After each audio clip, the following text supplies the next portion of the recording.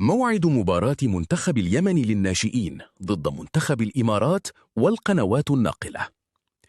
من أجل ضمان البقاء في دائرة المنافسة، يخوض منتخب اليمن للناشئين مواجهة مهمة وقوية أمام منتخب الإمارات ضمن منافسات الجولة الثانية من كأس آسيا للناشئين. وتنطلق المباراة اليوم الأحد 10 مايو في تمام الساعة 7:30 مساء بتوقيت اليمن. أما عن القنوات الناقلة، فقد أعلنت قناة يمن شباب نقلها للمباراة، بالإضافة إلى منصات وقناة الاتحاد الآسيوي لكرة القدم.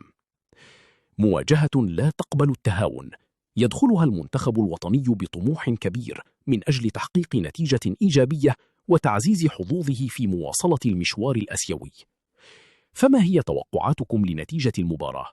هل يحسمها منتخب اليمن للناشئين؟